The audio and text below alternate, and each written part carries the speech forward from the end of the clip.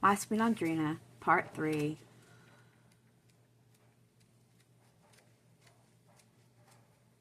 A Second Life. She opened her arms wide and pleaded with her eyes. You're just like my own daughter. To lose your respect hurts so much. Audrina, forgive me for disappointing you and giving you pain. I love you, Audrina, as I've loved you since you were a child and you come running to me through the woods as if you found a second mother. Please don't hate me now. Not now when I've found such happiness. Unable to resist, I fell into her arms, forgiving her anything, crying as she cried, praying that when the time came, Papa would be kinder to her than he had been to Aunt Elizabeth and Mama. He'll marry you, Billy. I'll see that he does. No, darling, not that way, please. I want to be his wife only if he wants that. No force, no blackmail. Just let him decide what's the right thing to do. No man is made happy by a marriage he doesn't want. A small snort of disgust in the doorway made me look. There stood Vera with the cane she had to use until that leg straightened. How long had Vera stood there, eavesdropping? What wonderful news. Another freak to add to the Whitefern collection. I've never seen my mother happier, Arden commented a few weeks later as we ate breakfast together in the refurbished solarium. Hundreds of beautiful plants surrounded us. It was April and the trees were leafing out. The dogwoods were in bloom and the azaleas made a riot of color. This was one of the rare occasions when we had the chance to be alone. Vera was on a side porch, lounging, wearing a brief little bikini, pretending to be sunbathing. Arden took great pains not to notice she was there. Sylvia was on the floor with a stuffed cat taken from the playroom upstairs. Kitty, she said over and again. Pretty Kitty. And then dropping the cat, her attention span always short-lived. She picked up one of the crystal prisms and began to hold it in such ways as to throw rainbows everywhere. She had gained considerable skill at directing the rays, and it seemed she wanted to dazzle Vera's eyes. Vera, however, wore sunglasses. Feeling uneasy, I glanced away. Sylvia stepped on all the refracted colors that I avoided. What was that Arden was saying? Mom said last night that this is the way she always wanted to live, in a wonderful house with people she loves. Audrina, has it occurred to you my mother might be falling in love with your father? We can't expose this fraud. It would ruin him and destroy her. I'll speak to him privately and tell him he has to stop. Gathering up his papers, Arden neatly bumped them on the table to even the edges. See you around 6. Have a good time with Sylvia down by the river. Be careful and remember I love you. Before he left, he had to steal a glance at Vera, who had taken off the top of her bikini. I glanced at him, but he didn't turn to see me. Her breasts were medium-sized and firm, very pretty breasts. I wish she had kept covered. Come along, Sylvia, I said. Help me put the dishes into the washer. Papa came into the kitchen as I finished putting everything away. Audrina, I've been wanting to talk to you about Billy. You've avoided me since the night you caught us. Billy says she talked to you and you understand. Do you understand? I understand, yes. I understand her, but not you. You'll never marry her. He seemed thunderstruck. She wants me to marry her? Well, I'll be damned. It's not such a bad idea at that. He grinned and chucked me under the chin as if I were 2 years old. If I had a wife again who adored me, I wouldn't need daughters at all, would I? He grinned again as I stared at him, trying to see if he was serious or teasing. He said goodbye and hurried out to ride to work with Arden. Come along, Sylvia. We're going to have a lesson on nature today. The flowers are all in bloom, and it's time you know how to name them. Where are you going? Vera asked. She put her bra back on, now that Arden had gone. Why don't you ask me to go with you? I can walk now, if you don't go too fast. I refused to answer. The sooner she left, the better. Trotting at my heels, Sylvia tried to keep up. Going to see the fish jump, I called to her. Going to see the ducks, the geese, the squirrels, the rabbits, birds, frogs, and flowers. It's spring, Sylvia, spring. Poets write about spring more than any other season because it's a time of rebirth, for celebrating the end of winter, and hopefully the departing of Vera. Summer comes next, and hopefully the departure of Vera. We're going to teach you how to swim. Sylvia will soon be a young woman and no longer a child, and by the time she is, we want Sylvia to be able to do everything other young women her age do. Reaching the riverbank, I turned to look for my 10-year-old sister. She wasn't behind me. I glanced back at the house and saw Vera had carried a blanket down onto the lawn and was sunning herself as though out there as she read a book. A small sound from the edge of the woods made me suspect that at last Sylvia was going to play hide-and-seek. Okay, Sylvia, I called. Ready or not, here I come. Nothing but silence in the woods. I stood there looking around. Sylvia was nowhere in sight. I began to run. The paths here were faint and randomly made, unfamiliar paths that soon had me befuddled and very anxious. Suddenly a golden rain tree loomed just ahead of me, and beneath it was a low grassy mound. I froze, and I just stared. They'd found the first and best Audrina lying dead on the mound under a golden rain tree, killed by those terrible boys. I began to back off. The woods were usually alive with sounds of birds claiming their territory, with insects making perpetual hums and buzzes. Why was it so quiet? Deadly quiet. Even the leaves on the trees didn't move, and the unearthly stillness visited as my eyes stayed glued to that mound that had been the one. A drum began to pound behind my ears. Death. I could smell death. Whirling around, I screamed Sylvia's name again. Where are you? Don't hide now, Sylvia. Do you hear me? I can't find you. I'm going back to the house, Sylvia. See if you can catch me. Near the house, I found a stem of pink sweetheart roses had fallen on the ground. That gave me a hint. There was only one place where they grew, near the cottage where Arda and Billy used to live.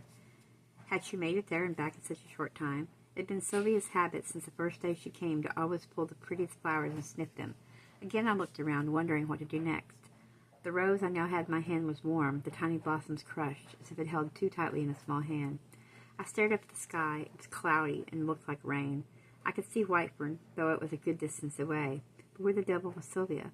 Home, of course. That had to be the answer. All the time I'd skipped along the trail to the river, thinking Sylvia was directly behind me. She must have headed for the cottage, thinking that was our destination. She pulled the roses, changed her mind, and headed home. She did have an animal's instinct about storms, yet I didn't want to leave her if she was still in the woods. All these years I'd waited for Sylvia to do something independent of me except steal Billy's red cart, and she had to choose to stay to wander off alone. Maybe Sylvia had even gone down to the river to find me, and when she reached there, I'd been in the woods staring at the rain tree. A chill wind whipped up the beat of the branches of the trees so they fanned and struck at my face. The sun became a sly fugitive racing to escape the wind, ducking behind the dark clouds that came rushing over the treetops like black pirate ships. I looked for Vera on the lawn, hoping she could tell me if she'd seen Sylvia. Vera wasn't there. I raced again for home. Sylvia had to be there. Inside the door in the nick of time, I heard the first terrible clasp of thunder sound directly overhead. Lightning sizzled and struck something down by the river. The rain beating in the windows seemed likely to break them. It was always dim in our house, but for the brief moments when the sun would shine through. Then I heard a cry, shrill, loud, and terrifying. Something clattered down the stairs. I cried out and ran forward to catch whatever it was. I collided with a chair that was out of place, and both Billy and I were always careful to put every chair in the same dents it made in the soft rug. Sylvia, is that you? Have you fallen? Or had Vera done it again? We'd have to wait for another bone to heal before she left. Near the newel post, I stumbled over something. I fell to my knees and began to crawl around in the dark, feeling with my hands for whatever had made me fall. My right hand slid on something wet, warm, and sticky. At first I thought it was water from one of the fern pots, but the odor, the thickness of it, blood. It had to be blood. More generally, I reached with my left hand. Hair. Long, thick, curling hair. Strong hair that I knew from the field was dark blue-black. Billy. Oh, Billy. Please, Billy. Far away in the high cupola, the wind chimes tinkled. Pure crystalline notes that shivered down my spine. Gathering Billy's shortened body in my arms, I cried and rocked back and forth, comforting her as I would Sylvia. Even as I did, silly thoughts fitted in and out of my brain. How did the wind get in the house? Who had opened one of the high windows in the cupola that nobody but me ever visited? Over and over again, the same ringing notes. Easing Billy's dead weight to the floor, I crawled to where an oil lamp should have been and felt in the table drawer for matches. Soon, the beaded shade allowed a soft, mellow glow to brighten her foyer. I didn't want to turn and see her laying dead. I should call a doctor, an ambulance, do something just in case she was still alive. I shouldn't believe she was already dead. Aunt Elizabeth, Billy, Aunt Elizabeth, Billy, confused, time repeating itself. With great difficulty, I managed to stand. Bleedingly, I approached the still figure of Billy on the floor, her eyes staring up at the embellished ceiling just as my aunts had stared. I hovered above Billy, too late for a doctor to save her. Her glazed eyes told me that. I panicked then, felt weak and faint, though I wanted to scream. On and on in the flickering, struggling gaslight, I stared down at the beautiful doll without legs, laying at the bottom of the stairs. 6 feet away was a little red cart she must have been riding, over she misjudged her positioning.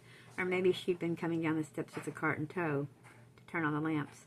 Time was trapping me in deja vu. Aunt Elizabeth, Billy, over and over again the two women changed places. My hands rose to feel my face, which felt numb.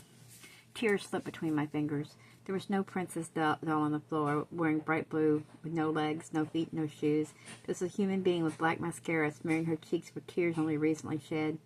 Who had made Billy cry when Papa was gone? What had smeared Billy's scarlet lipstick when Papa was gone? Frozen in shock, I was brought back to myself by a familiar sound. The middle row of a small ball-bearing wheels on the hard marble floor. Ready to scream, I spun around to see Sylvia shoving along on Billy's cart. Sylvia, what did you do? Did you push Billy down the stairs? Did you have to have that cart so much you would hurt Billy? Sylvia, what have you done? In the same old way as if it hadn't spent a good portion of my life trying to teach her how to hold her head high, Sylvia's head rolled on a rubbery neck. Immediately guilty, she felt ashamed. I hurried to take her into my arms. Sylvia, forgive me. I'm sorry. Even if you didn't like Billy, you wouldn't hurt her, would you? You didn't push her down the stairs. I know you wouldn't. What's going on here? Vera called from the top of the stairs. A lilac towel was wrapped about her naked body. I thought I heard someone scream. Who screamed? Billy fell, I said weakly. Fell, said Vera, coming down the stairs, holding onto the banister. Reaching the bottom step, she leaned to peer into Billy's face. I wanted to shield Billy. Oh, said Vera, she's dead. I know the look. Seen it 100 times. First time I saw it, I could have screamed myself. Now I sometimes think some are better off dead. When I was in the tub, I could swear I heard Sylvia screaming, too. My breath caught. I looked at Sylvia, who was again riding on Billy's little red cart. With a rapt look of intense enjoyment, as if knowing that the cart was hers forever now, she rolled happily along. What else did you hear, Vera? Billy shouting something at Sylvia. I thought she was telling Sylvia to leave her cart alone, but, as you know, Sylvia can't seem to leave it alone. She wanted it. Now she has it. When I looked again, Sylvia had disappeared. I ran to search the house and find her, as Vera called Papa's office. What had Sylvia done?